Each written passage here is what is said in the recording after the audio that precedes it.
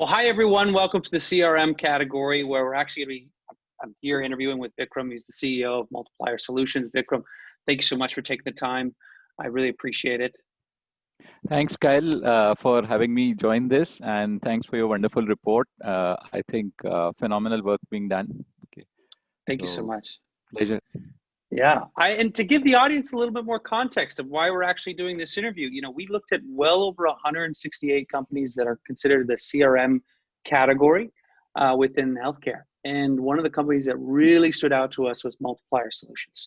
Now, Multiplier Solutions is not what you think of as a typical CRM solution. There's more of a, we categorize them as a marketing tool within this, as a subcategory within the CRM category as a whole. So they're doing some really interesting things in this space. And one of the things, they took a much different approach than I think the entire healthcare industry or most healthcare software companies do, is as opposed to trying to figure out operationally how we can save costs or improve processes. They're taking the opposite side of the spectrum. They're trying to figure out how do we make and help hospitals or pharmaceutical companies or medical devices, how do we help them make more money, right? And so I'm super excited to be talking a little bit more in depth about that. And again, Vikram, it's fantastic you took the time to do this. I really appreciate it. So let's start off with jumping directly into your presentation that you have for us, because I think that'll help the audience get a baseline understanding of who is Multiplier Solutions. Sure. Okay. I've just shared the presentation, and I hope it's visible. Great. So we are focused on rebuilding healthcare firms faster, and our approach within this, what I'm going to talk about is very simple: who we are, what we do, and how do we do this. Okay. We work for pharma, we work for medical devices, we work for large providers and doctors. The problem that we are solving is very, very simple. Help healthcare firms drive revenue, both by discovering newer patients, as well as from their existing patient database that they may have. The approach we bring in, we are the #1 digital agency, plus a sort artificial intelligence tools to help you rebuild your firm faster. So if you are a CEO of a pharma company or a device company or a large provider network or a clinician, you would have seen that the last 6 months, patients have an hesitation in getting screened. You would have seen that the prescriptions have fallen. And this really gives you a full end-to-end tool set to be able to reach across, discover patients earlier, and enable them to get the right care. I'll give some examples. Okay, and this is, I'm using the pandemic situation where we have helped client scale. For example, for a leading provider chain, we help them scale paid teleconsults from 0 to 18,000 across 200 clinicians in 2 months. So that gives you a kind of an approach. We are not just about software as a service. We call it end-to-end revenue as a service. Specialty prescriptions, where we help scale for a cardiology specific drug from something that was going to 1 prescription per clinician a month, straight away to 10 per clinician per month. And this only happened because we changed the cohorts and the approach they were doing to detect patients earlier. Rebuild medical devices. If you are Da Vinci or if you are selling any of the larger devices, I think there is a huge hesitation across providers to invest in anything. Okay, you would have a problem in collections and a problem in closing any of the sales. We have been able to show that we were able to bring back from a 0 within the months of April, May, to a 30% on what had happened earlier, to enable the medical device firm to be able to deliver better. Now, this is something, a slide that is slightly controversial, but the largest mortality rate in healthcare, I'm sure cardiology statistics are there, oncology statistics are there, but I'll just ask a very simple question. Uh, the largest mortality rate in healthcare actually is for digital health firms. Okay. And any conference or anywhere you've gone, you will see that the digital health firms, really one third of them would be gone every 2 to 3 years. So 3 years ago, if you pick which are the diabetic apps that had come in the market, you will find just 1 in 3 is alive today. So what the reason that is there is because um, revenue is a problem that they are not able to solve. Healthcare is so complex. You have so many digital channels. You have to be number one on Google for if you are solving for diabetic, or let's say you are talking about pre-diabetics, you have to be number one on Google in every location. You have to be able to get people to know you. You have to be there on health grades, on ZocDoc if you're a doctor for your subspecialty. And if you are a pharma firm, it is even more complex. So it's healthcare has got so many digital channels. It requires hyper personalization. If you are an app or if you are a super specialist that is focused on treating patients that are for valve replacement. Now, in that means you have to be able to be there when before a patient knows that they have valve replacement. So you have to be able to use digital markers to on public databases to help those patients detect you and get treatment earlier. Of course, healthcare is complex. There's a whole set of medical rules. Uh, there's 400 years of structured medical literature on most of the topics. There's algorithms are more complex. It's not just about demographic, it's about what medications you are on. So if you're looking at a diabetic number, you have to look whether the person is on a prescription or not on a prescription, and there is a lack of data. So being able to drive revenue is something that's not just vital for a healthcare company to survive, but it's also become very, very complex. What we do is we help rebuild revenue for pharma device and providers. Okay, that uses artificial intelligence, digital tech, simplifies it for you so that you are focused on how do I get an increase in footfalls? If I'm a specialty pharma, how do I get an increase in prescriptions? We are backed by Norwest Venture Partners. There's 60 people, including clinicians, including pharmacists, including data scientists, machine learning experts. We have replaced Salesforce and IBM Watson at each of their top installations in Asia, and these are some of the good firms in healthcare AI. The reason we do that is because we get results. We are not just about setting up a software and walking away. We are about a model of delivering where software where we take responsibility for a month-on-month improvement in early detections, improvement in as brands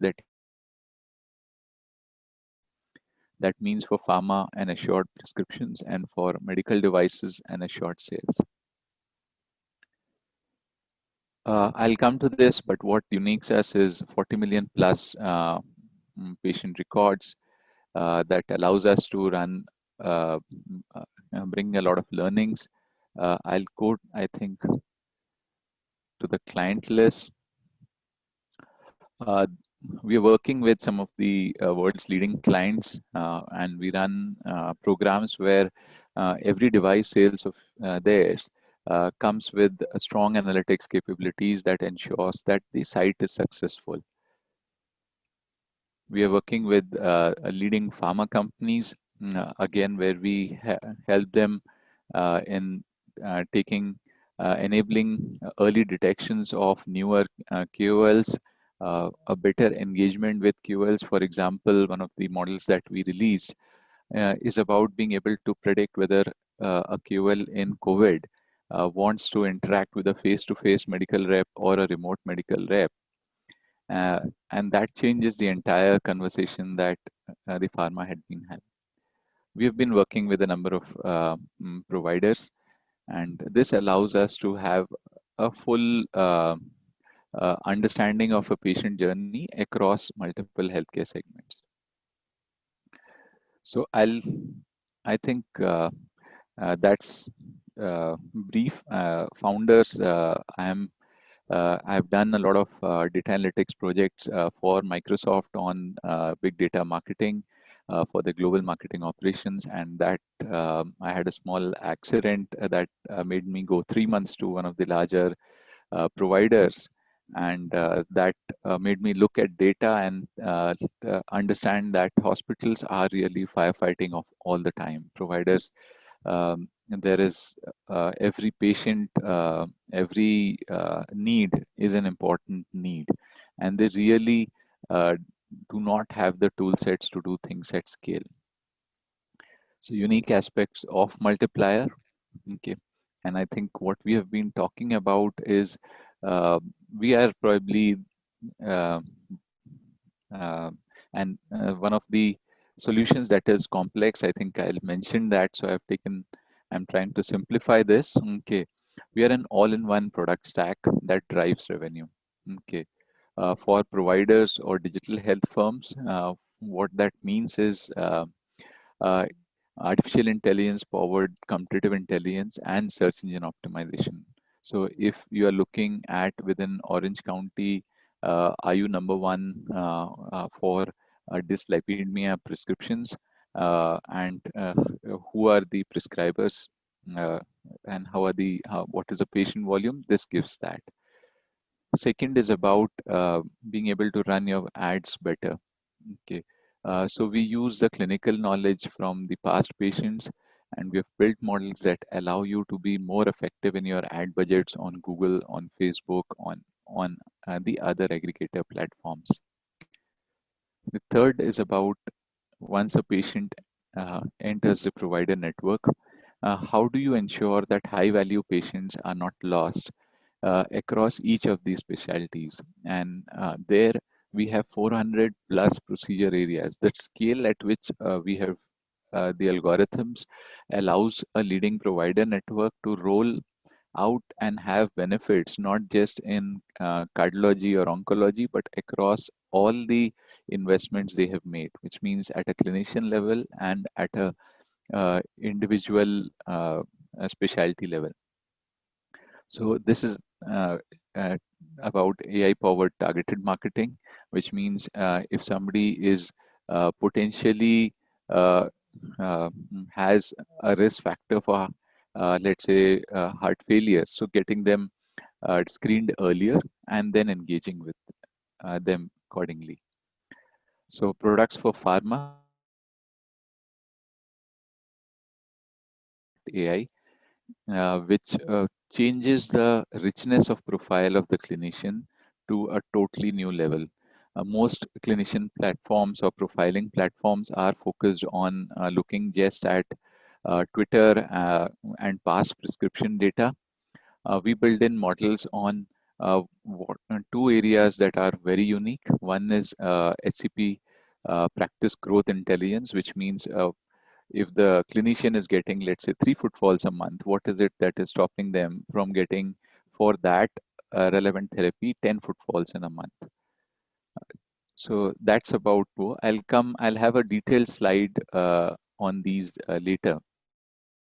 The second is about giving this to you, the HCP commercialization on an assured model.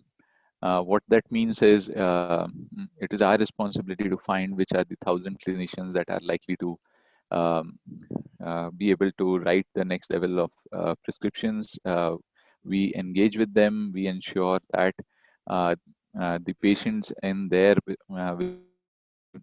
the 5 mile radius have an earlier detection, and we ensure that there is a month-on-month clear improvement in therapy-specific footfalls across a large pool of clinicians.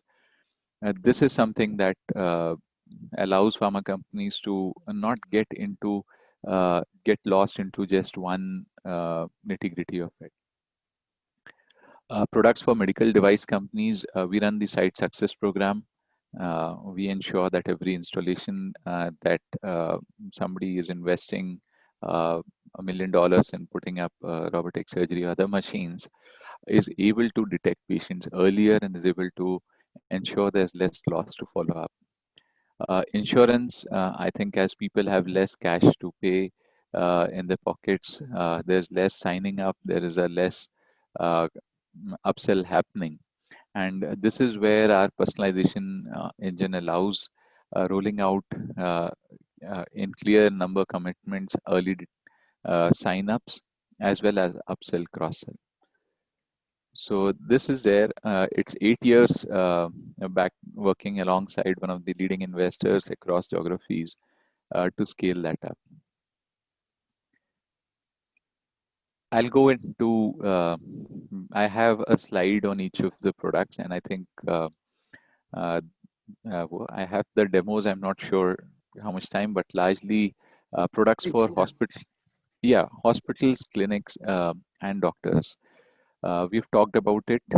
So the doc rank for digital health firms is about path to digital number one and a hyper local procedure wise search engine optimization.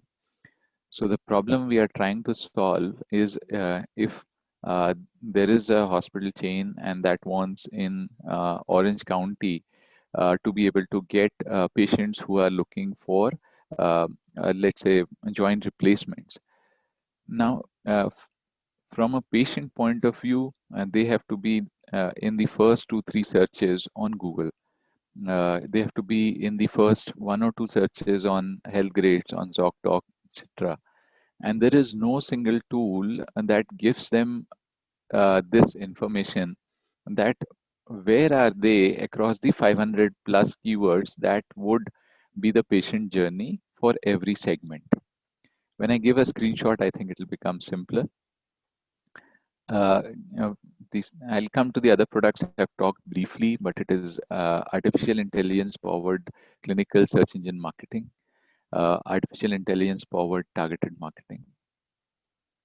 I'm talking of DocRank, the first product, and how it helps you to become digital number one. So this is the features that a DocRank provides. It allows you to benchmark with your competitors. Uh, where are you placed for every specialty segment, which means within cardiology, there are 17 areas for a provider that correspond to sources of revenue. There is device therapy areas like ICD, like TAVI, LVAD, right up to heart transplants. So we do a competitor analysis, and one click you are able to find how do you benchmark. This gives hyperlocal therapy specific ranking. Patients, when you're looking at becoming number one in a city, it's about first becoming number one in the zip codes that are within the 5 mile radius. So this gives a zip code specific, specialty specific ranking. Market size is the third feature.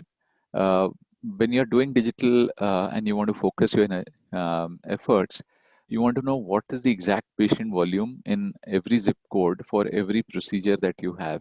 This is the only tool that integrates with leading channels to be able to provide that to you in one click. Doctor profiling, I'll come to that later when we are talking in pharma, but it allows you to also look at a clinician level, how they are coming up compared to the others. And most importantly, it summarizes all the complex digital into a clear recommended top fixes.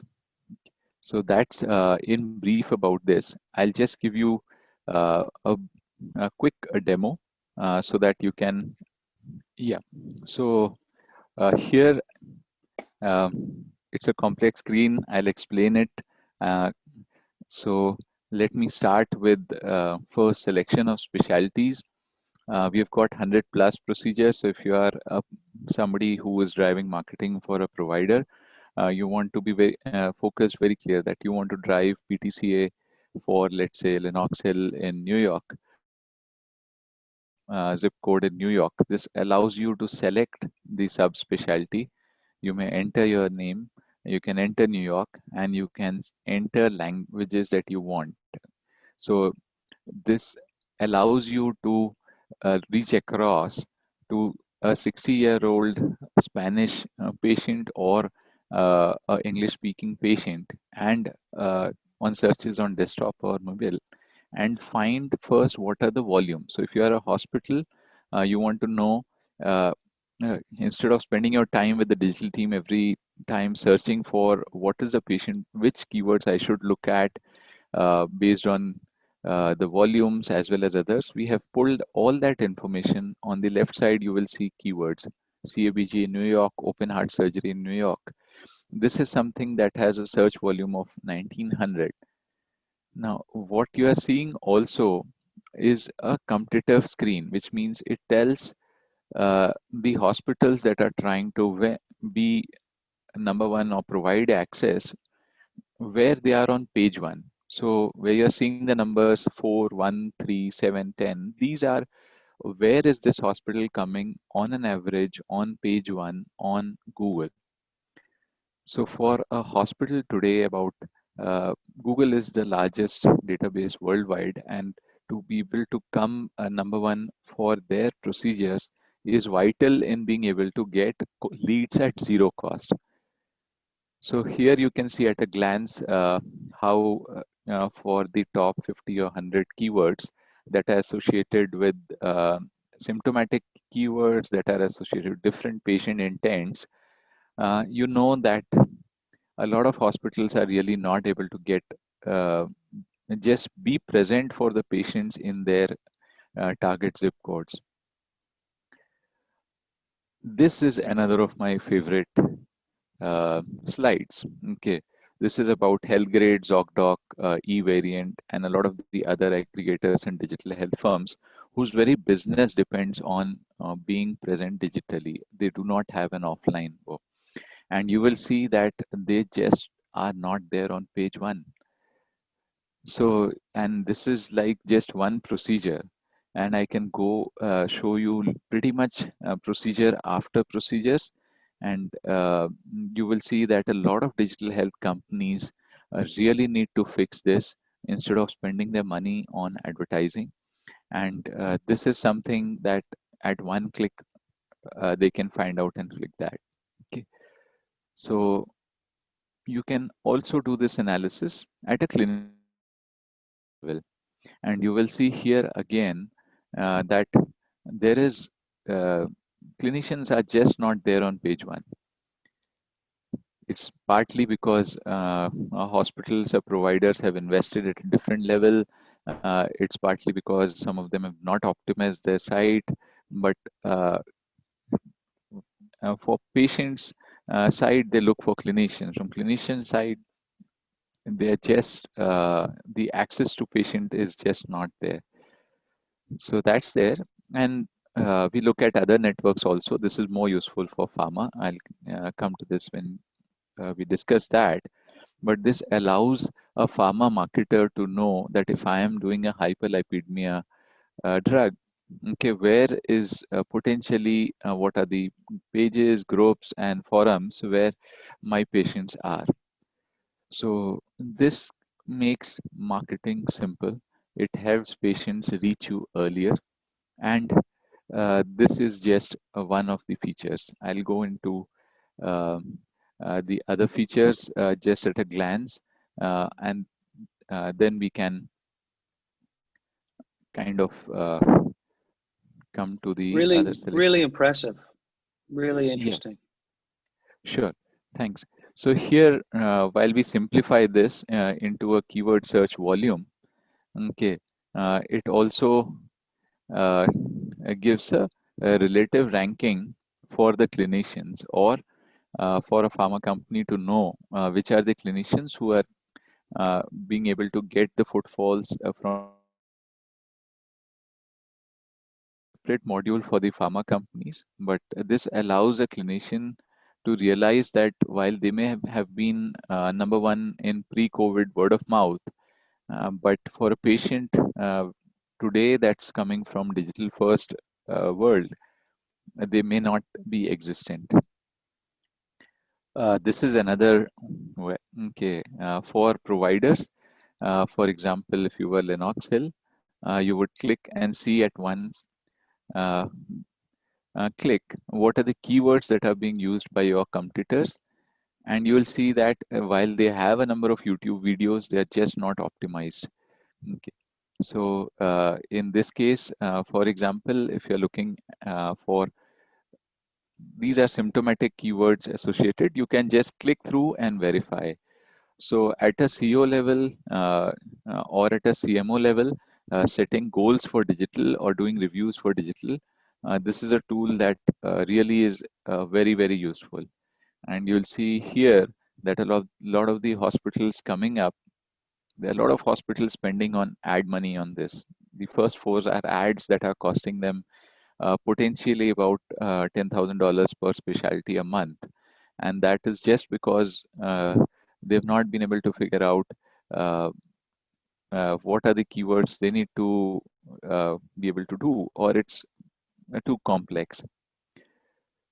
Similarly, for the aggregators, it lets them know what we are fundamentally doing, and this kind of gives for Lennox Hill a summary of it, that while they are present for surgery specific keywords and some of the diagnostic associated with the procedures, but words that are early signs and symptoms are not there. Okay, so that's the yeah. So that's one other challenge in the digital part is about reputation management.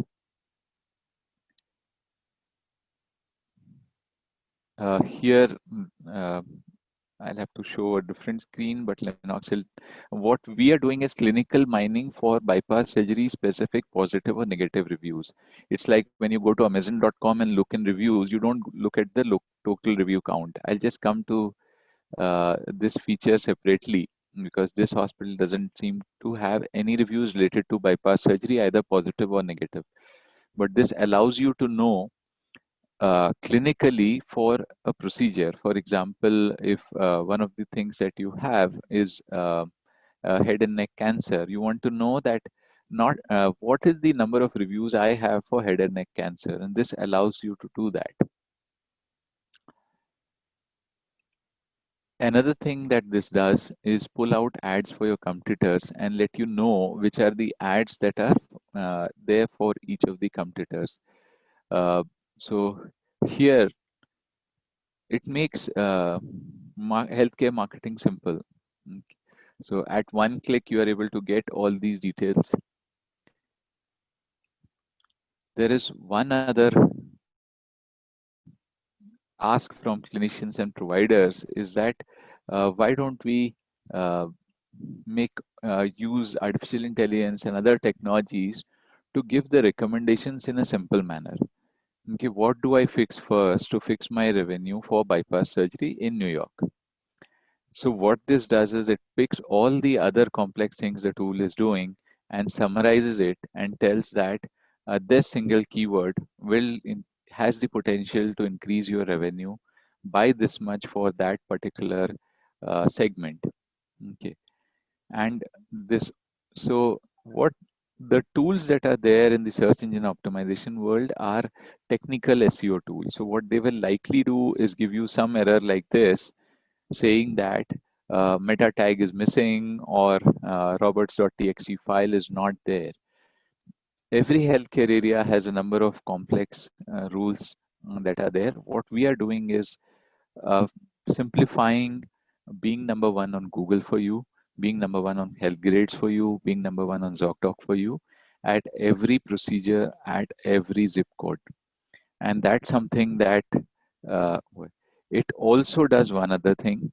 Okay, one of the uh, things that lead to loss of revenue is about your leads going to somebody who's using your name on their directory or on their network without possibly you getting the leads from that source. So what this does is it finds uh, who are the people or sites that are not your core site and where your brand name has been used and probably your clinician names have been used. Very useful for doctors. Pretty much every doctor we run it from, they come up and say that but I never authorize these people to be able to get leads in my name. So this is something that's there, and it allows uh, probably one of the world's only solutions to be automatically to get this fixed. So this is in brief. I'll go back to the presentation now. We were talking of the number one problem in Google, which is about, or in digital, which is about being able to set your goals. What should I do in digital at every zip code and for every specialty so that I am able to drive my revenue? And that's something that's a problem for aggregators. That's a problem for device companies that have installed it in a particular zip code. That's a problem for clinics and for clinicians. So I'll just switch screens to go back to the presentation. So this slide, I think, will now seem comprehensible in retrospect. Okay, I've been trying to simplify it, but I do not know why. Same challenge, it's now easier to, yeah. The live demo was absolutely worth it. I mean, it's incredible the all the different components that you've built in, and I think it's the depth that you're able to go at, even at a zip code level, but then even comparing of what competitors are doing and how you rank against your competitors, and even on top of that, you even give a recommendation about what they should do next, and this, you know, the probability of success for that, and what it actually might do. Really impressive, really No, impressive. thanks. I think the challenge has been that digital health is very complex and digital health marketing is not be one or two people teams driving that. Okay, what we are fundamentally, our roadmap is about being able to full AI powered tools that automatically keep fixing it. If you can have driverless cars, why can't you have a driverless digital marketing for healthcare? So that's one. This is the second tool, which is clinical AI powered search engine marketing. The good part is it overlaps with the previous demo. So what this does is about use that same clinical intelligence to be able to help you manage your Google Ads better. Mm. So here, what this is doing is about being able to make it easier for you to run ads and to be able to see your ads not just as clicks and others, but in terms of how much revenue you're driving from the ads. Okay, so this is the other one, and here our intention is very simple. Okay, we want making ads possible in one click, uh, and in a clinical ad the challenge is multiple. First is the patient journey itself is complex. If you are looking at a joint replacement patient, that means demographically a lot of people who are 40 plus, includes people who may have had trauma earlier related to the knee. It includes clinically, it is to be targeted at people who are arthritis stage 3 and stage 4, and that corresponds to a totally different set of keywords. People are having a problem walking, and I showed you a set of 50 plus keywords for a simple scenario. So think of that, that within any department for a provider, you have about 8 to 10 surgeries, and you have 6 to 7 major disease areas that you deal with. Okay, and for each of them, there is uh, a symptomatic set of keywords. There is a science that is there, which means, and there are some clinical keywords. I mean, when a patient is searching for arthritis stage 3, you know that the person has gone to a clinician. When they are searching for pain when breathlessness at night, you know that's not what a clinician has told. Okay, that's a symptom, and you want uh, that to be able to translate to uh, an opportunity for a patient to get the right clinician and detect earlier. Okay, my personal belief is that these kind of ethical marketing tools are extremely important for hospitals to be able to grow their practice. So here you can select again from the same set of specialties. Um, you can select a location where you want to. You can enter a landing page, and in one click, you can create a campaign for any of these. Okay, so that's one part of it. I'll go into the other portions of it. So if, for example, um, so you can select whatever you're saying, dyslipidemia, you're saying joint replacements, or uh, whatever. Here I'm giving an example of that. If you have a landing page, you can enter a landing page, click on it, it will generate an ad instantly, and it will let you know. It takes 2 minutes to be able to scrape and get all the ads, full campaign with this. So it'll run in the background and create it. Okay. You can do competitor analysis. I think we had already shown what are the ads competitors are running. You can create set goals for your campaign. What is it? How do you want Google to be able to monitor better? You can optimize it based on, do you want to drive footfalls? Do you want to drive leads? Do you want to drive calls? Do you want to drive conversions? What this is doing is this is getting you uh, a quality content as well as cohorts that are better targeted, and it gives you reports. This is built on Python plus Google Data Studio platform. So this gives you reports that will fundamentally let you know, okay, that what is it, how are you doing in terms of revenue for each of your goals or targets. Okay, so it's generating a campaign. Yeah. Okay, so you can know reports at a campaign level. What do you do to convert better? What do you do to be able to target? What are your top procedures or new symptoms that are there? Okay, so I'll bring this at the end. It's creating a campaign and it's updating the report on that. Okay, and other features related to what you do. Yeah, so it gives you a report which lets you know, okay, how you're doing. But the key thing that is about giving you the cohorts and that Google may not be able to give you. Google does not label a person.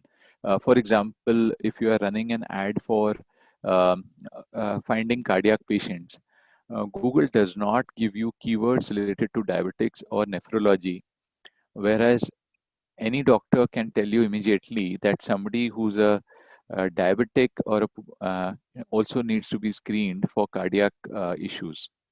So those clinical linkages are not done. So the main challenge or the main advantage we bring in is about being able to do the clinical linkages when you are creating campaigns on top of Google or others. And you have, I think, um, tons of these. This is the key differentiator, is that we are bringing the intelligence, clinical intelligence, for you to be able to run this. I'll go back to the presentation. You have got a patient in your network, and that network can be for providers, maybe an outpatient clinic. It can be a pharmacy within the network where somebody may have come and bought a medicine for, let's say, knee pain. So this allows you to do AI powered targeted marketing, where you can reach in a focused manner with hyper personalized and relevant messages. What's different, okay, is we give the whole stack along with a month on month by specialty uh, targets on uh, what will be the revenue returns.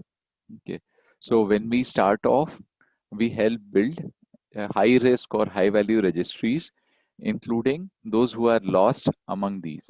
Okay, so when a marketer is looking at it at a clinic chain level or at an individual doctor level, they want to look at data and say that, tell me for cardiology or within cardiology for bypass surgery for pacemakers, what is the number of patients that have not come in the last 6 months and are definitely high risk? So the way to read this, we have done this at a specialty level, and when I show you the tool, I'll show it at a individual procedure level. It tells what are the people that are engaged, which means they have been active in the last 30 days. What are the people that are active, which means between 30 to 180 days they are still visited the hospital. And what are the ones that are dormant or lost to follow up. You want to focus your marketing budgets on the ones that are lost to follow up. So this is about, and in pretty much every hospital, we have developed cohorts that allow very quick wins. So our key focus has been how do we get the pharma marketer to use their budgets more effectively to patients who really are in need and have either missed the report or because of inertia are not able to have not returned to the network. So this allows you to know what's there. We bring in machine learning in this.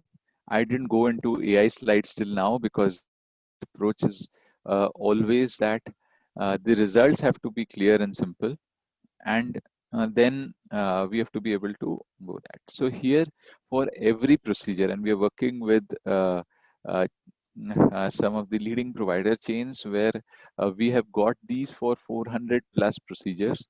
What we have done is a customer lifetime value platform. So for every procedure, we have figured out what are the AI models that are there that indicate that a particular patient would be likely to need the procedure. How this contrasts with the industry is most of the models in the industry, in cardiology, for example, there are two sets of models. One is clinical models. There is a Framingham model, there is a WHO model, there is a QRISK-3 model, and these are built on 10-year cardiac disease risks.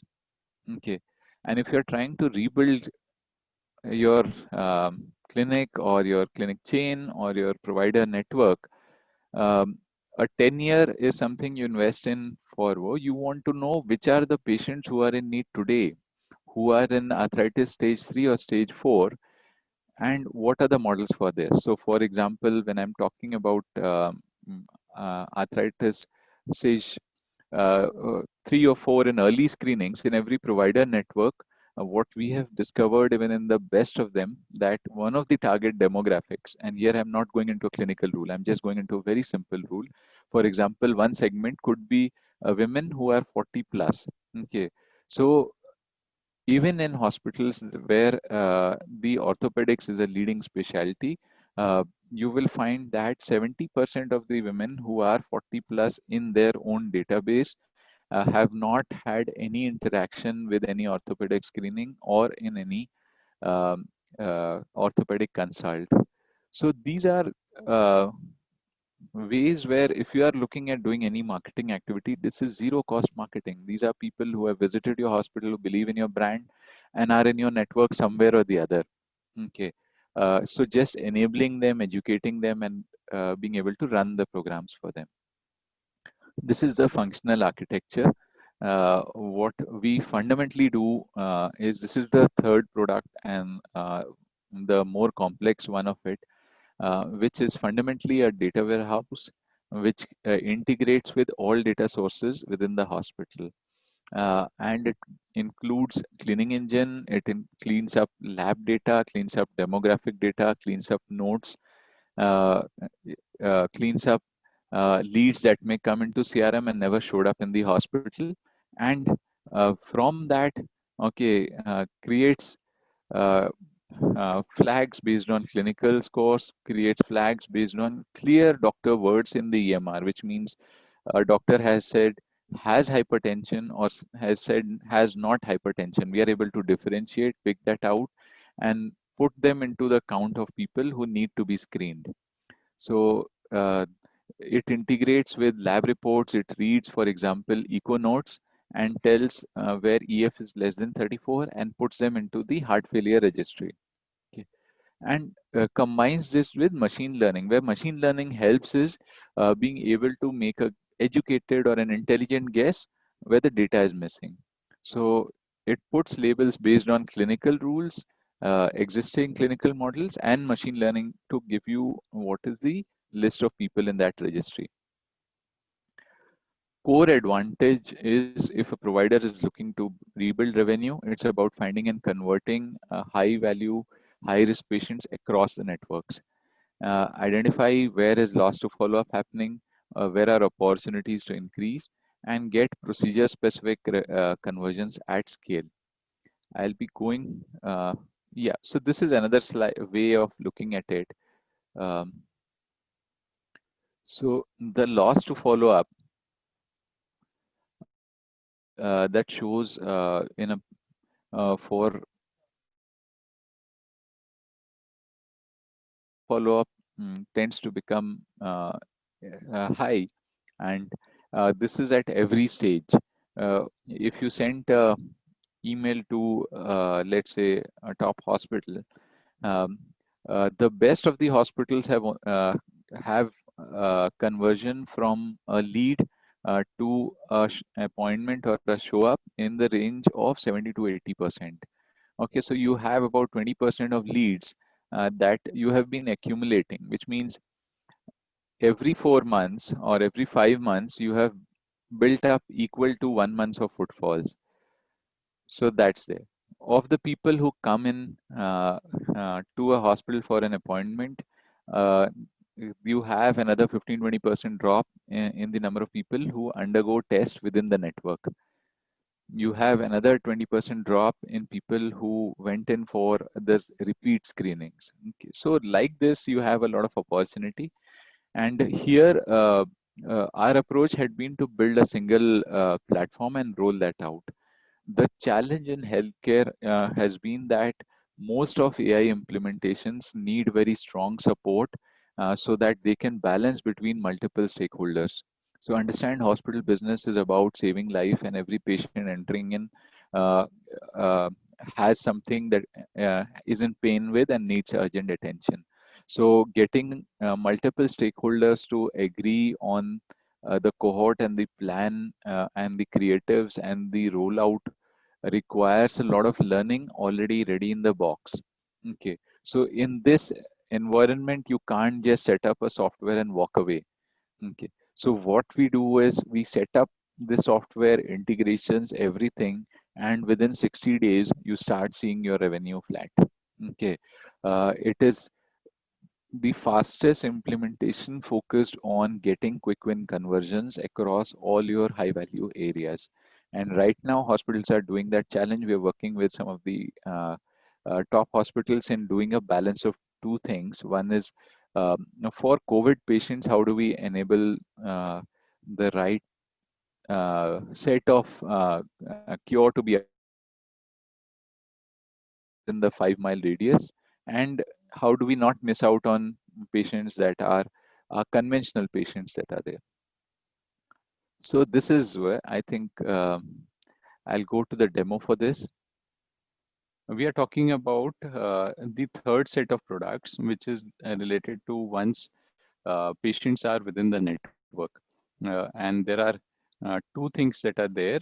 One is an insights engine, and one is a target marketing product.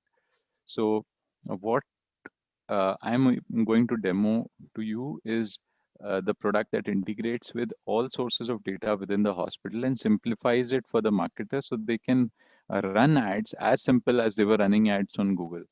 So they can select a procedure, okay, and they can select any particular center in the network, and they can select whether the patient has come through walk-ins, doctors, hospital labs, because if somebody is an insurance patient, you may want to do uh, uh, uh, the ads differently.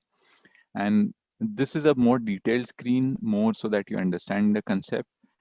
So it picks out how many people are within that at risk. Let me, um, yeah. So it picks out how many people have valid mobile numbers, valid emails, or they're on apps of the hospitals. So what it is doing is it is reading all the people based on the tests that are there. It reads EMR, it reads any other formats that are there, including PDF, Word, etc. That could be attachments to reports or stratification and finds out how many people from that could potentially uh, be in this diabetic segment. It looks at people from patients from other departments. A lot of loss to follow up happens because a diabetic may be going to a cardiology department, but may not be visiting the endocrinologist within the uh, uh, provider or within the clinic. Okay, so it does that. It looks at causative factors. So it reads CRM data of complaints that have come in, and it tells which are the people who have mentioned that family history diabetes, or my father has diabetes. So obviously those are people that have a risk factor in it. These are affinity is basically our models based on there is a high likelihood in people who had these. Insulin is obviously but in addition to that, it looks at multiple databases that are there within the network, including Facebook Gestile. It looks at the demographic, um, and you can select whatever choices you want. You can calculate costs, send a test message, and others. So what we have done fundamentally is allowed you across procedures, across data sources to be able to run campaigns. I'll show you now in a more a simpler view. So if a pharma marketer or if a doctor wants to run a campaign for his clinic, and they want a simpler view. Okay, I just need to select a specialty, which is I'm looking for people, let's say, who are high cholesterol. To select one other um, variable, I can look at people who are abnormal in a particular test and not visited in a particular number of months. So this is a simpler view of it. And it gives you the set of campaigns, okay, or the cohorts that are there. Okay, there are three problems in marketing to past patients. One is getting the cohort right. Second is being able to select the campaign, schedule it, and third is the revenue part of it, which means being able to know which campaign that will deliver what revenue at the start of the campaign itself. Because a lot of times you may not want to do a campaign if the revenue return expected isn't going to be as in the budget for the campaign. Okay, so you can just select it. You can select to create a campaign. In this case, it's a text message campaign, and you can just select a particular diabetic screening. It will give you preloaded set of messages. You can give a campaign, you can schedule it, and you can kind of send a test message to yourself immediately. The important differentiator we have is two things. One is both of which are about doing things end to end. So we are able to execute this at scale across very, very large networks. Okay, we have providers who have got individually 1 million plus patient records for which this is executed.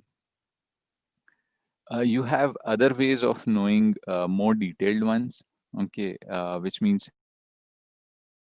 um, you want to select in some complex manner. Okay, I want to make a campaign selecting a center. Within that, I want to select which are the tests that the person has taken, not taken, which is the patient category, which zip code they are staying in, what is the channel they had come from, what year. You can exclude patients who have already had a procedure, and you can select a template from this set of. Okay. So this is where the unique thing about this is we have moved our entire target marketing to the WhatsApp platform. So this is delivered also as a bot for a patient on WhatsApp. Okay. So our focus has been on digital, making it simple, and being on the platforms where patient wants. Okay. So this is a more complex view where a provider network has got a pharmacy chain and has got also got a diagnostics and a clinics and has got a hospitals. So it can pick and read data from one and say that this patient is likely, based on the prescription, mm, you want to target somebody who's a heart failure patient and likely to buy nutraceuticals. Okay, the last segment is about our models on what is the person likely to be interested in the campaigns. So this is okay. When you're looking at very large networks, these projects tend to become 2, 3 year, 4 year projects. What we are focused on is how do we deliver this without 8 months of integration and without uh, being able to reach across to the problems that they really want to. They can also set up at a granular level. This is more for pharma and others that they want to drive, let's say, this particular medication. They can set reminders for patients who have taken it. They can look at people who have been prescribed substitutes of it and others. So this is more for a specific. There are the other differentiator within this is about uh, being able to do campaigns. Okay.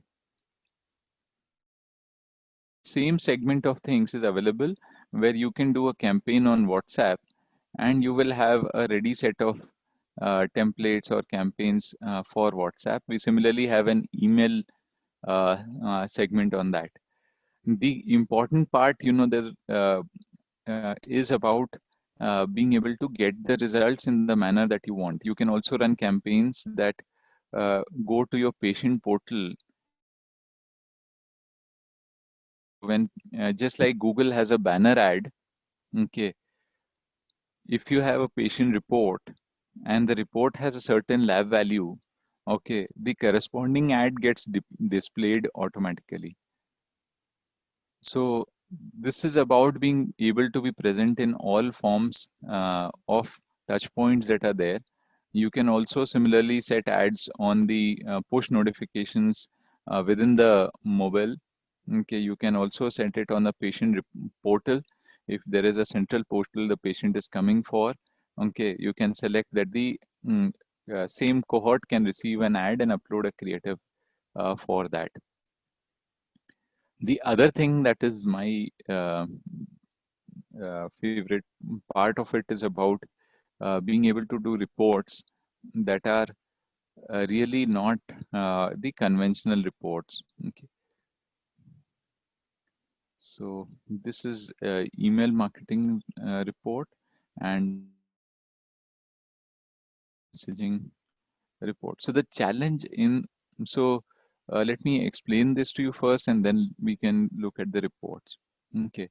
When you run a campaign, a messaging campaign or an email campaign, a lot of the results are in form of uh, what is the clicks that happened, what is the messages that got delivered, did not delivered, and then you have to spend a lot of time integrating and interpreting this into how much revenue did this campaign really get and how much will it get in the next 3 months.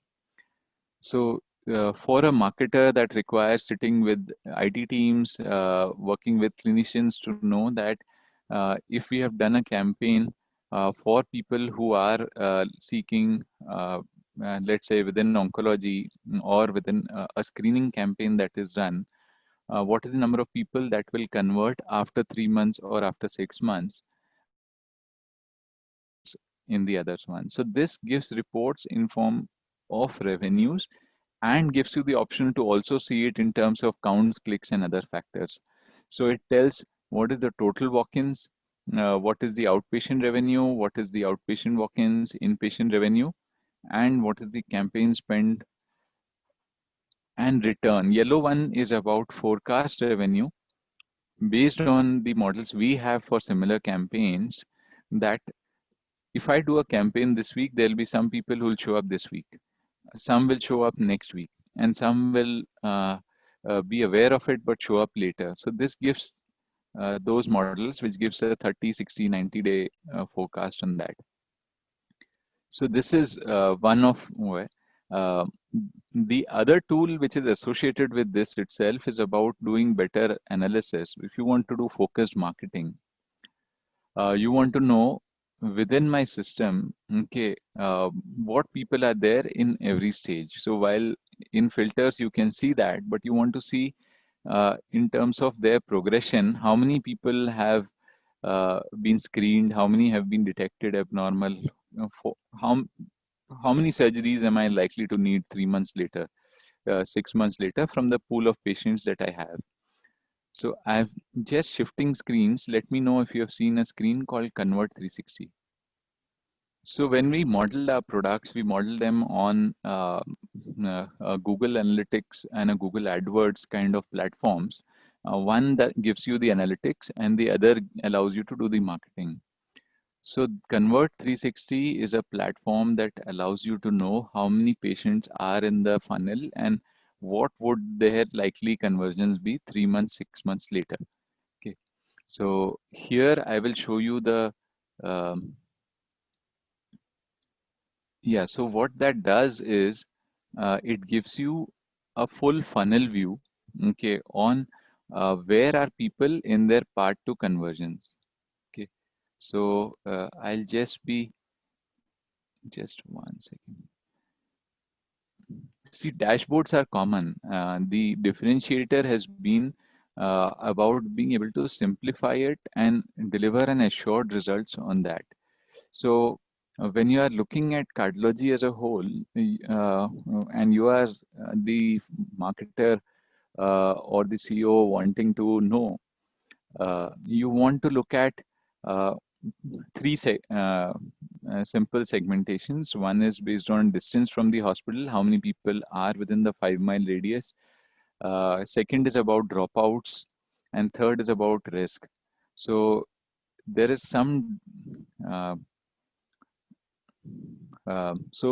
this gives you a view of the entire patients that are at cardiology risk with where they are in the path to converting to procedures or to high value treatments. So the left axis is obviously where the patients enter the funnel, and the right side you will see here um, there is names called angioplasty, CABG, ICD, TAVI. Okay, these are procedures. So what a marketer wants to do is to be doing very relevant engagements. You don't want to send a message for a fertility scanning to somebody who has children and vice versa. Okay, you don't want to send a message for cancer to a diabetic patient or a diabetic message to a cancer patient. So this allows you to focus your marketing efforts on people who need care. So you can find out uh, so the three vertical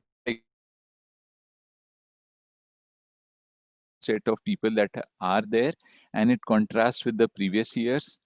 It gives how many people are within the 5 mile radius, within the 30 mile radius, the cities, and it lets you know um, where is the problem. Is it that you are not getting relevant patients coming into the network?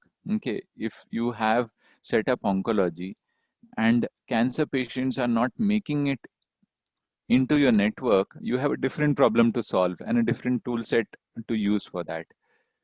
If they are making it and the screenings are different from what is clinically advised or what your institute itself had been doing last year, okay, so if of 100 people that came in with diabetes, you did cardiac screening for 5 of them.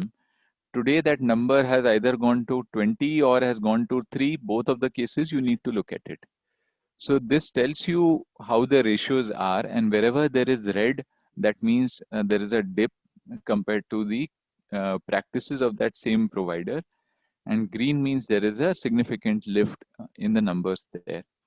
The third problem that happens is a lot of times the moment a patient is prescribed surgery, they drop out. Okay. Uh, so these are the three problems to solve. One is, are you getting for every procedure the right uh, cohort or the segment of new patients coming in? Are you screening them as had been done in the past? And once they are advised surgery or procedure, is the dropout rate gone up, gone down, and others? So this allows you to focus your engagement efforts based on where exactly is the problem. So this is there. You have tons of other features. I'll not go into details on them because those are dashboards that are there. Okay. So it allows you to select every procedure and be able to pull out what are the patients that fall into that segment and others. Okay. So you can select procedure, you can select center name, you can select IP, OP, time period. It will pull out and let you know how many patients are there, what is the ticket size, what is their average spend, what is their bounce rate. This is a terminology from the digital world. Okay. If you are getting 100 patients to your joint replacement surgeon or to your endocrinologist, and 30 of them never come back, okay, that's acceptable. But if you are getting that 65, 70 of them never show up for chronic ailments, you think there is probably some deep dive to be done there. So these are reports, tons of other features. Okay, how well do you retain patients? At what stage they are dropping in the funnel? What do you do on that? But our learning has been that delivering a dashboard is just part of the entire thing. Okay, it's about how do you ensure that the message reaches the particular patient, they get screened earlier, and month on month you're able to show a clear change. So this is about what this is also allows us to create lookalike audiences on our programmatic tool that we showed you. So I can pick an audience that's working here and export it and run it on the other one. I'm going back to the presentation. Okay. Now I'm going to products for pharma. For pharma, the challenges are about um, richer finding which are the newer HCPs. There has been a structural change in the last 3 months, and being able to find HCPs that are today getting the patient footfalls and are available, and how do you profile them better so that the next best action is relevant to the clinician. For example, if a doctor has shut down his practice for the COVID timeframe and a medical rep contacts him and talks without being sensitive to that, and that's something that is there. So this is DocRank AI for Pharma is restructured for that, for HCP profiling. What that does is it uses models to give growth intelligence and to be able to target the clinicians better. AI referral is a programmatic way. I think it's always best to deep dive into the output and the features on that. So fundamentally what we have done is we have got an engine that runs on top of Google, Facebook, LinkedIn, HealthGrades, ZocDoc, etc. And for the pharma marketer or a medical rep gives them the path to prescription and the next best action. Okay. You know, every day a medical rep wakes up and he has a simple problem that how do I reach across to a clinician and uh, uh, in a manner that they don't see it as a spam conversation. How do I reach across, and how do I ethically understand that in the new world, what is it that is preventing growth for the doctor in terms of earlier detection of patients in their neighborhood and other things. Okay, so there are two major differentiators that we are bringing in, or there are one is HCP growth intelligence for increasing footfalls to increase prescriptions. If you are in specialty pharma and have got a rare disease drug, so here the challenge is very simple for the pharma marketer. The HCP practice has been shut down for the last 4 to 5 months. A lot of them are worried about COVID and have changed the way they practice using digital channels and others. To be able to have a sensible conversation, they need to know two things. One is COVID impact on the HCP. Okay, a lot of them are sitting, leading pharma companies have got CRM databases or which have profiles of doctors, which just don't have these details. In COVID, is the doctor really worried about COVID, about meeting patients or not? Okay. So what we have done is we scrape through public databases and be able to pull that out. I'll show you examples of that. Uh, what is the growth intelligence? I mean, for this clinician, I have a drug that relates to, let's say, dyslipidemia, that relates to maybe diabetes, and how do I ensure that these 500 providers, okay, are able to be accessible to the clinicians? And our differentiator is we have moved to the next level because the entire industry is built on past data. So the entire, we have data from companies like IMS Health and Symphony that gives the past prescription data. Now, what has happened is past data does not say that this doctor should really be getting 3 times the number of dyslipidemia patients. In the 5 mile radius, you have at least 300 times patients that are there. So those patients being detected earlier or not being able to reach care as they should. So that technology we build in, I think once we show that. So this is a full, the next level of it where it scrapes doctor profiles, gives their details. Once I show you the output of a profile for a pharma, you'll probably be able to okay, cleanup. Okay, and again we deliver this going forward. So I'll go to the uh, demo of it. Sure. The problem we are trying to solve is for a medical rep or a pharma marketer to be able to find which are the HCPs they should target, which are the newer HCPs that have come up. And second is what could be the potential engagement plan with such HCPs.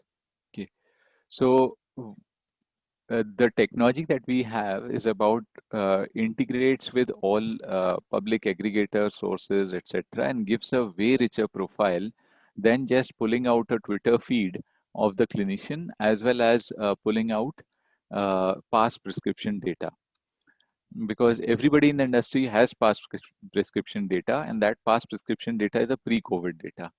So here what this does is it says that this doctor okay, has a patient potential of this much. So I'm looking at the zip code, I'm looking at the disease area of the doctor, and I'm saying that this doctor should be receiving 531 patients monthly relevant to that. Okay. So that allows a pharma marketer to shift from how do I get 3 patients visiting the doctor, all 3 should be prescribed to my brand, to there are 528 other patients who are not getting detected or screened. How do I run programmatic ads to the patients? What other channels can be used to be able to reach that? So our pretty much in every clinician, every brand on pharma we have worked with, we have been able to show that more than 100% of population, of the 100% of the population, it is only less than 10% that is being reached across to and converted to a prescription. Why do you think you have ambulances reaching across, running? Because most patients are getting detected very late. Okay.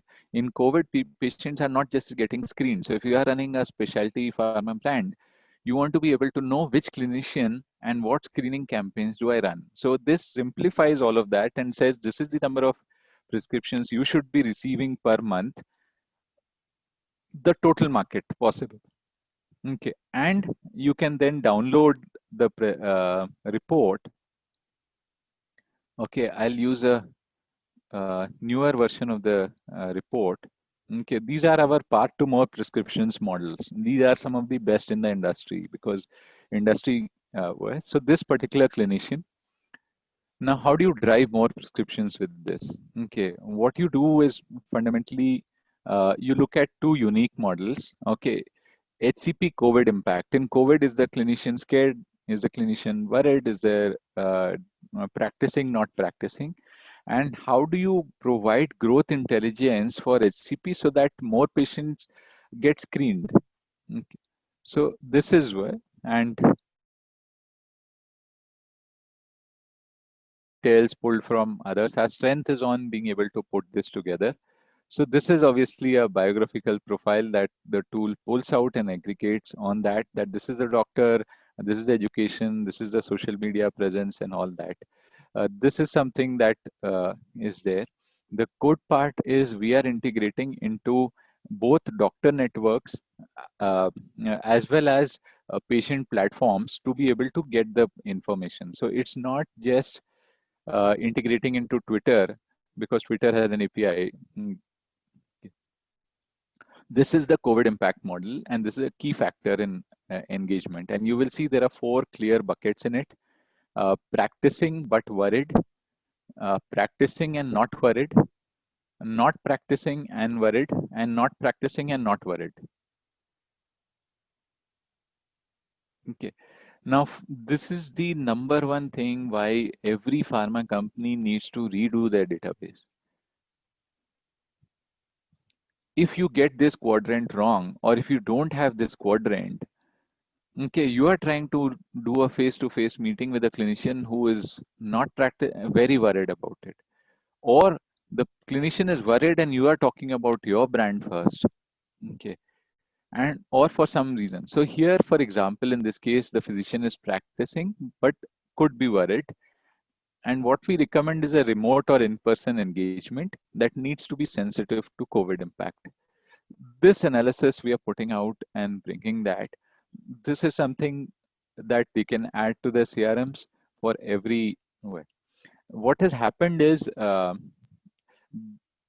clinicians are kind of half practicing, and that doesn't get known unless you are able to pull out the tool from their patient platforms, which means HealthGrade, ZocDocs, and others. Okay.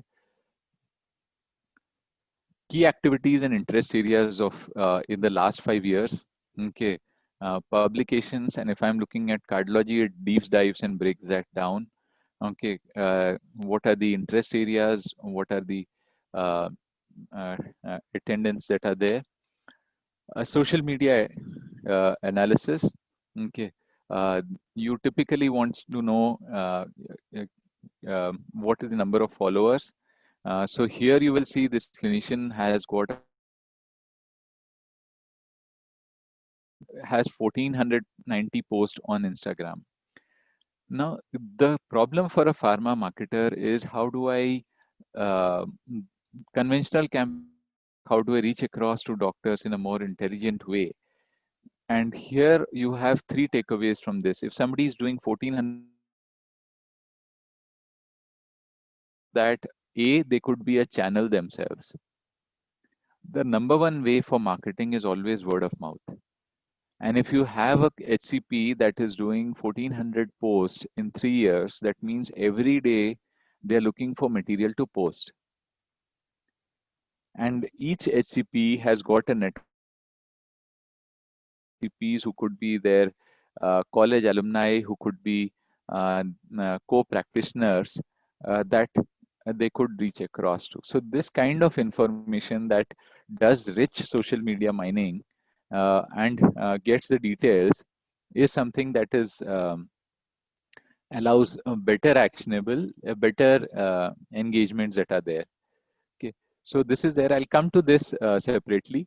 Growth intelligence. Okay, so this is just a high level, but the number one way to ethically build prescriptions and the biggest gap in the market is earlier detection of patients. If you are able to detect even 10 cancer patients in the neighborhood of doctors 1 year before the cancer patient would get detected, you have saved 10 lives.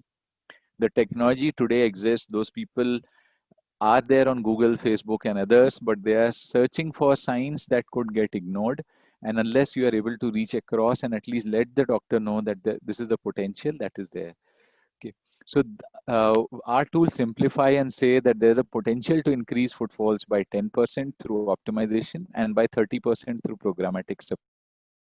There are you've seen the whole set of reports. I'm not going into details, but it says that the doctor doesn't show up on Google's when we search in their zip code for the top specialty they are working in. I mean, how can patients reach across to the doctor?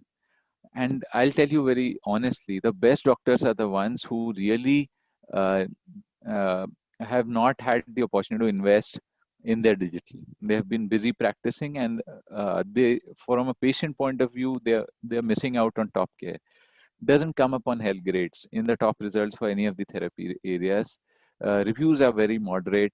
Location listing is not done properly. How bad can that be?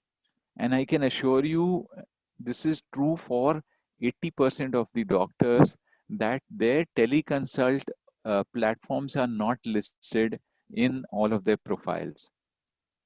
So if you search for Google, okay, it will take you 3 clicks to 4 clicks to be able to find out how do I teleconsult with this doctor. Okay, so that's where therapy area is being mentioned. Most doctors uh, have not really even mentioned words beyond the fact that they are cardiologists and others. So this is about growth intelligence model, HCP commercialization, and our aim is to allow a medical rep to help enable early detections, to do more meaningful conversations with that. Reviews, a lot of times, or good patients don't go to review sites. Okay, so for a clinician to be able to know how the view is from a patient, or for a pharma marketer to be able to know, allows them to be able to adjust that.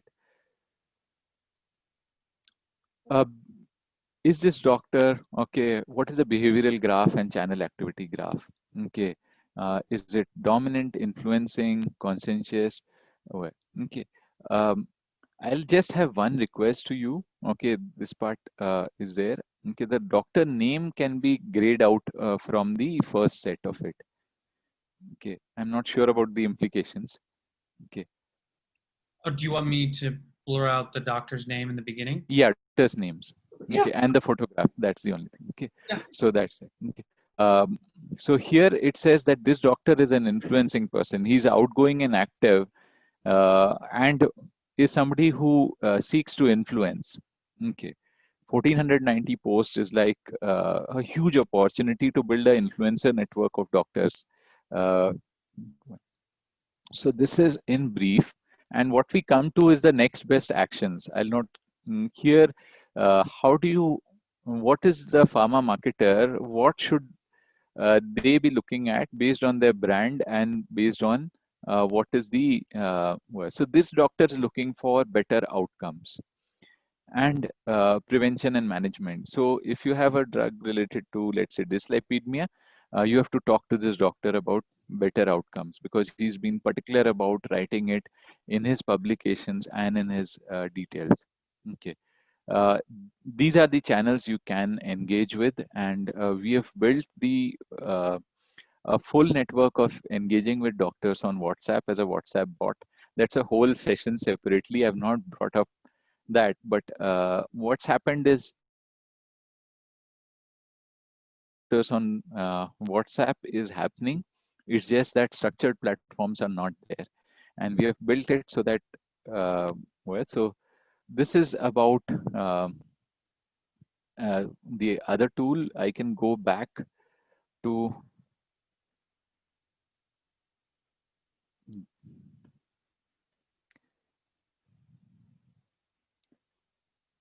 yeah. So I'm back to the core presentation about DocRank.AI, finding HCPs, profiling them better. I think this will be easier to understand now. Okay. Now, the other challenge is about HCP commercialization. How do we, all this intelligence is there, and you have companies that are small specialty pharma companies, and what they look at is, how do you give me an assured model? I mean, how do you not get me lost into dashboards and AI and analytics and intelligence? Okay, And that is where we come in and we say that, look, you know what you have been spending on marketing and what you have been making, and which are the geographies where you have not been able to get the results. Let's take those projects end to end, which means the HCP commercialization portion. Okay, you know already that these are the 5,000 doctors and that HCPs for which you are getting from each clinician, and this is the numbers. Okay, I'm giving you a model where I'm not just giving you the software where you can know what's happening and you can train your team and others. I will work closely with your teams on a assured and a performance model where I can show you improvement month on month, all the tools necessary for a pharma marketer to be able to show the results, which means training your field force team, a structured program on it.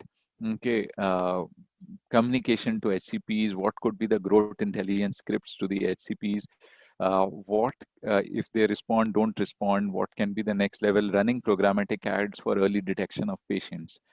So that's where we do it, and we are at a scale 70 people spread across and delivered in that. We have people who are specialists in engagement in Spanish with Spanish speaking populations. Okay, so that's the kind of program. The marketing moves to a results marketing, and I think I had mentioned in one of the earlier discussions, the biggest reason mistake that CEOs have made within digital, handling digital in a healthcare firm, and that mistake is within pharma companies, device companies, and in providers, is not giving a target to a digital company worthy of their balance sheet, putting it on their P&L. And that is where we come in.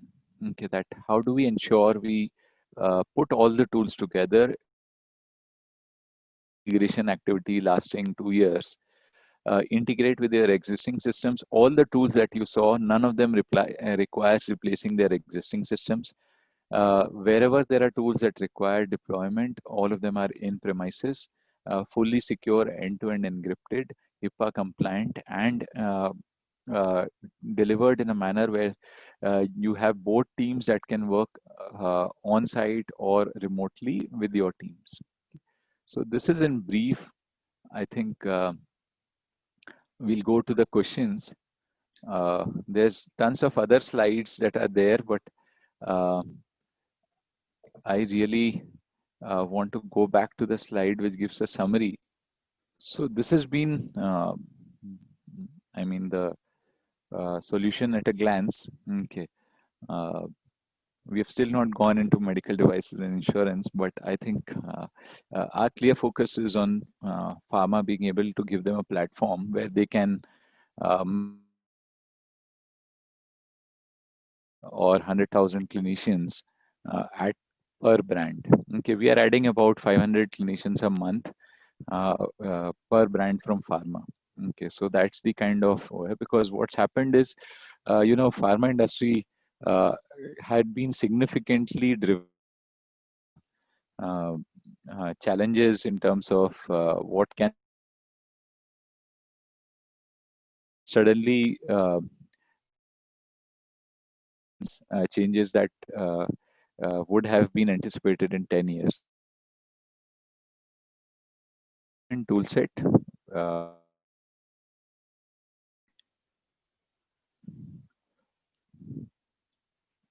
Sorry, Vikram, I lost you in the last second, the last 30 seconds. Sure. Okay.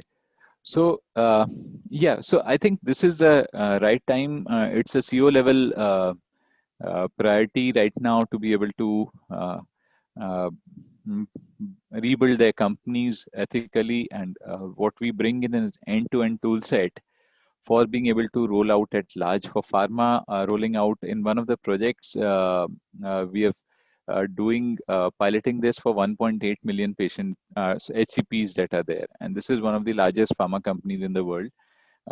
So that's the kind of scale at which the tools are being implemented. We have been what we feel is that helping reach across and rebuild healthcare is ethically is something that will pretty much help the economy and everybody around. Awesome. Incredible. I'm absolutely blown away. I mean, your platform, the how much depth that you go into. I don't even know how to start. I mean, how much? I know we don't have. You probably don't have too much time. Do you have to leave soon, or do you have a few more minutes? No, I have 30 minutes plan. Okay. Okay. Yeah. No, this is really great, and yeah, like I said, wow, how the hell did you build all of this? This is incredible. I mean, it's unreal.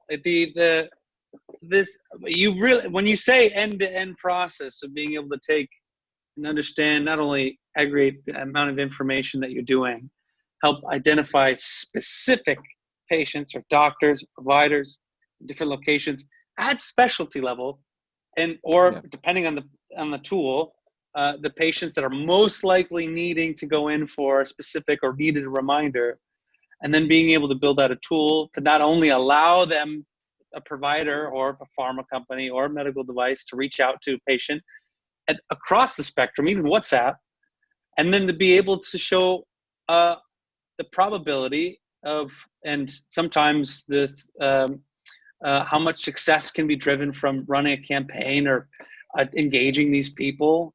I mean, wow, that's incredible. It's really, truly, it's really impressive. No, thanks. Appreciate it. Okay, I think 8 years we have been focused on only one problem. I think the main reason is just that we have not solved any other problems. Okay, we are very clear. It's about AI-powered driving revenues. That's why the name has been Multiplier. We are very clear. We don't want to be called as seen in any other manner. Okay, so that's there, and really, okay. And I'm curious. You know, healthcare is tough because there are so many different type of, in this case, you saw from the example, specialties. There's so many different types of diseases and issues and chronic conditions. I mean, how did you map out and build out that's the different understanding of both specialties and the different issues and diseases that patients could have, and the therapies, the drugs associated, each individual patient or a disease. I mean, how did you build out that functionality and that understanding? Yeah, sure. One very simple answer, and we only worked with the top clients, and we always took clear revenue targets that were very aggressive. Now, if we have to double the revenue for anybody, we have to cover all specialties. We have to solve problems related to integration much faster. So when we do our implementation plan, it is an Excel sheet of month on month by each brand or by each procedure, what is the revenue change that is going to happen. So that forces us to come up with models and engagement activities that are quick win. For example, if we have to build to 18,000 teleconsults within 60 days, conventional approach of run an ad, wait patiently, okay, won't work. Okay, we have to reinvent pretty much every month for doing that. But I think that's been the single factor. We take very aggressive targets, and we have only worked in that manner. If there is somebody looking for an incremental growth of 10% in a year, we are not able to innovate as effectively. Interesting. So well, yes. it's second thing, and I'll just tell you. So first is obviously that forced us to go at a particular pace. Second is healthcare is a multidisciplinary industry. So we have doctors, pharmacists, we have machine learning experts. So we never went with an approach saying that AI will replace the doctors. Okay. And or vice versa. Okay, that it is only a doctor's approach. So that allowed us, when we are implementing, for a marketer to talk to a marketer, a doctor to talk to a medical director, for a pharmacy expert to talk to their pharmacy chains. and be able to get to be able to converse in a manner that's there. Okay. Second, the third point was we were always focused on building a repository that allows very quick rollouts. Okay, so if you're looking at, we were never focused on let's do a diabetic app only. So if you're looking at cancer, we have models that relates to 20 types of cancers and the creative templates for each of them. What works doesn't work. So that's in brief. Okay. It's really impressive. I mean, it's hard to build out. I think you got to give yourself credit because it's really hard to map out all the different types of characteristics of different diseases and issues that might be people have, and the fact that you've done that and the scale that you've done that at is really impressive, really impressive. You for each tool it's slightly different, and you kind of talked about it a few times, and the different methods in which you are able to collect data. But I'm curious on the first set of solutions in which you can help, a lot of pharma companies or providers run campaigns. Where are you getting this information for top keywords? Top locations of where these keywords are searched at, and how that compares with their different competitors. Like, where does that information come from? Yeah, so there are 3 sets of it. We have built our own funnels, and I can show you one such funnel on the clinical part of it. I may have it. Yeah, is it visible now? Yep, I can see it. So when you're talking of heart failure, for example, and we have these funnels across 400 plus segments that are there. Okay, and you're looking at a long tail of words, and you're looking at undiagnosed symptoms. Okay, so for heart failure, that could mean chest pain, shortness of breath, pain. So there are 2 things that happen. One is you have to take care of the entire funnel. Google does not give you this set. So we had doctors build these for them. In addition, we had, because we had unusual access to data, 40 million plus patient records that are non-anonymized, that allowed us to build our own models, that allowed us to come with quick win models. So what are the undiagnosed, what are diagnosed, seeking medical treatment? If somebody is searching for lipid lowering medicines, okay, they've gone to a doctor, they have been diagnosed. If somebody is searching for a stent or bypass surgery or PTCA, they've gone to a doctor and are very likely to take the decision within the next 1 week. Okay, and post surgery kind of thing. So we have built these funnels across for all of them. I mean, I can go on and on.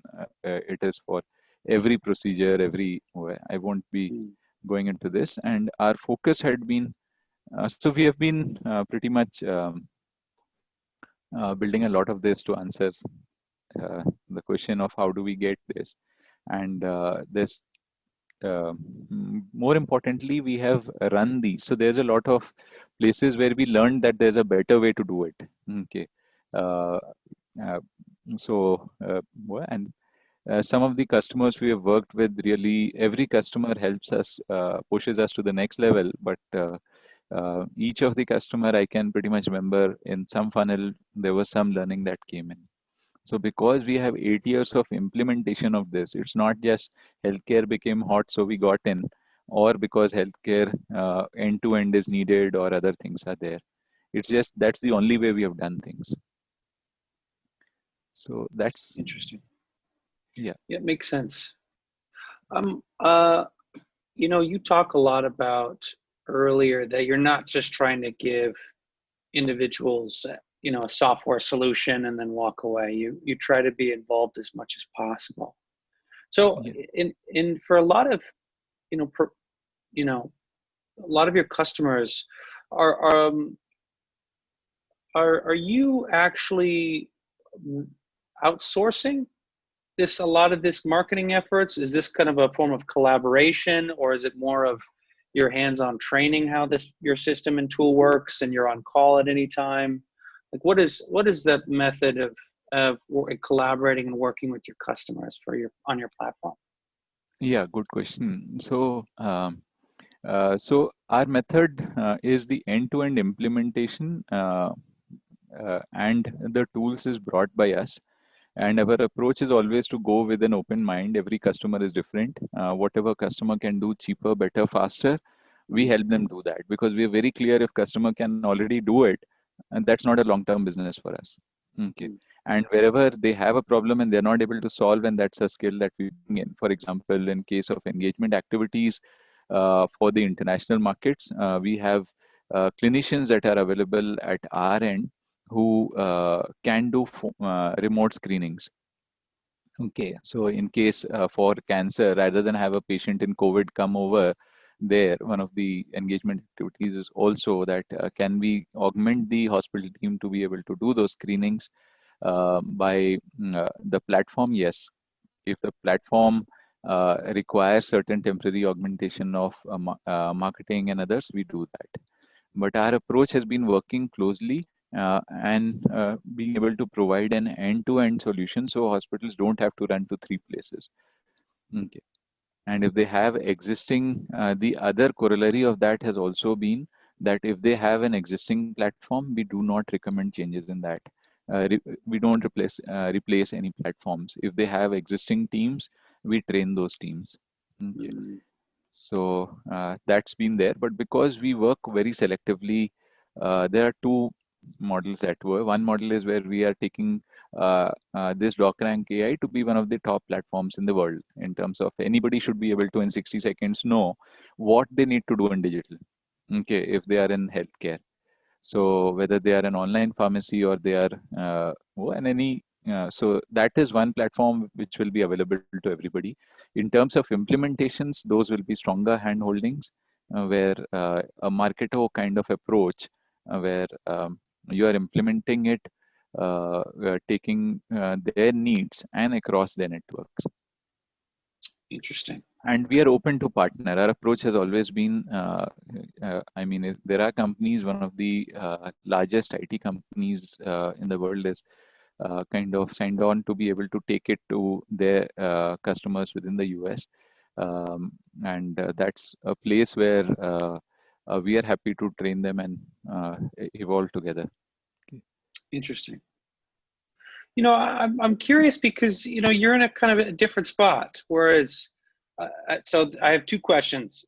Kind of this question breaks into two parts. One is, you know, what is your business model? And two, the healthcare software industry has been notorious for long sales cycles. And I don't know if that applies to you. And if, you know, if you face that challenge and how do you overcome that? Yeah, sure. So your sales cycle in healthcare industry has been long, and I think we do that by being unique, and by having a word of mouth that is strong. Okay. So the first 5-6 years, whatever we did, okay, went into building a lot of that uniqueness, that the scale at which we are able to deliver. And in COVID time, frankly, a lot of that is paying off because uh, uh, so we are able to pretty much get the sales in a month, what would have taken us 6 months to 1 year. So I think this year is going to be a year when we have an opportunity to scale. Um, and I think the sales cycle will get shorter because our sales is very simple.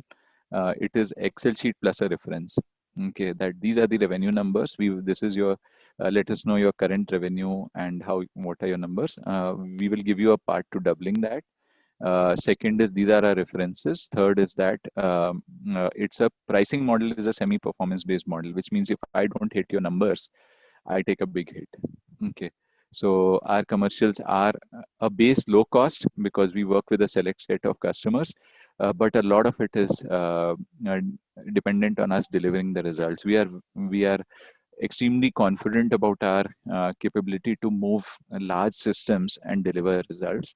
So that's why we are able to offer a pricing model that will be lower than anybody in the industry uh, in terms of the base. But as we deliver results, it's revenue as a service. As you are taking more and more revenue, we are able to get more payouts. Interesting. Really interesting. And I'm curious. I know we've got a few more minutes because I know you got to run, and so thank you so much for taking so much time with me. I really appreciate it. Uh, I'm curious. What you kind of already implied it. What your future and your vision is for your platform, making it very simple for everyone to use. But what do you think is really the future of healthcare marketing, and what do you see that most people don't? So I think we simplify it. Okay, and my summary of the future is very simple. There are going to be uh, 4 to 5 major winners. Okay, uh, uh, about uh, uh, 3 of those slots will come from the FANG companies, which means Google will be there, Amazon will be there doing distribution, Apple could be there doing diagnostic, or Facebook could be there on that. So my vision of the future is very simple. I think 3 of the 5 slots are already taken for the giant players. Okay, that will be on the digital health firms. The opportunity is about being the second part of it is about these things will become complex. If Apple Watch is gathering your data every second, okay, you are going to get a whole new set of cohorts to build, and you have to build them very fast, and you have to build them across form factors, because Google is also capturing more data. If you've got Google Home, I think all voice is getting captured anyway, and Amazon has its own way of capturing. So our vision is very simple. One is uh, these will be the leading players and platforms that allow any digital health company to be successful on these will be needed. Second is that this will be fully automated. It is driverless. Okay.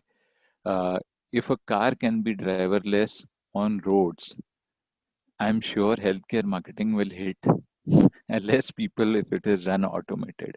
So we have the technology. It's just that uh, as we are rolling it out, okay, we are rolling it out in a manner where they are able to apply without disturbing existing systems. Okay. So that's the second clear view that we have. It is a fully automated engine that will run everything. While in this year's or others, the setup may require some guidance in others, but it has to be fully automated. Okay. Interesting. So, yeah. Really interesting.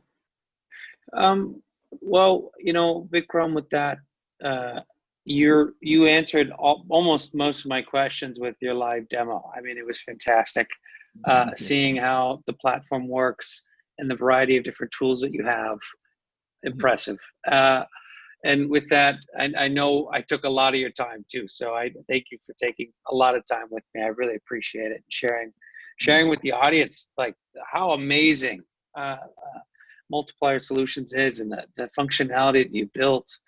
With that, we're gonna close out. I'm curious if there's anything that you want to announce to the audience, share, or any asks of the audience at all. Yeah, sure. So first is we are looking for partners who can take this. I think you correctly mentioned that with implementation, I think it is something where we need help in. So if there are any people looking to partner with us, our name Multiplier is unique. Reach across to our website and contact us. I'm there on LinkedIn. So that's one. Second is um, yeah, in terms of takeaways or thoughts, I think healthcare marketing had been a specialty which is uh, not discussed openly, right? I mean, there's a hesitation. The outlying understanding is that if it is marketing in healthcare, that means it is unethical. Okay, and our approach has been that I don't think. If you are able to get people detecting early, I think healthcare marketing is something that is also helping a clinician save lives as much as any other specialty. So we are looking specifically within pharma to be able to reach across for HCP commercialization within the US market. We are looking for digital health agencies that can partner and take it, because it will allow them to do 1 million audits across the world for all of their customers every day. Okay, that kind of will double the revenue of work. We are looking for firms that are IT firms who suddenly have to scale up healthcare and want to augment this with their solutions. So this is if uh, we can use your platform to reach across, I think that will be phenomenal. Awesome. Thanks. Well, Yeah. Vikram, thank you so much for taking the time. This was fantastic. And again, for the audience, you know, we did spend a lot of time looking at a handful of companies within what we call the CRM category. It's CRM and marketing.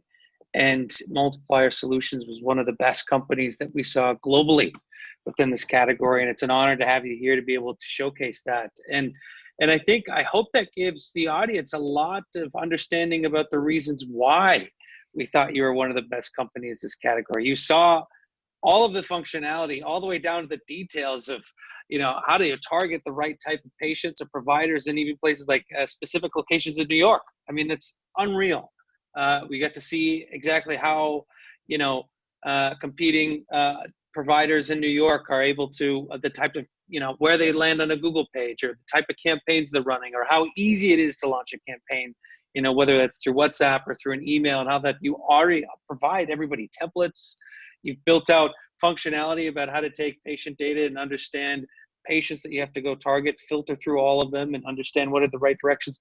And then you have a million other amazing features. I mean, it's unreal. It's super impressive what you built. And so this was fantastic. This is really exciting. And no, thank you so much for taking the time. Yeah, thanks a lot. I think you've patiently heard through, and the kind of effort and quality of reports is phenomenal, the best in the world. Okay, so Thank thanks. you.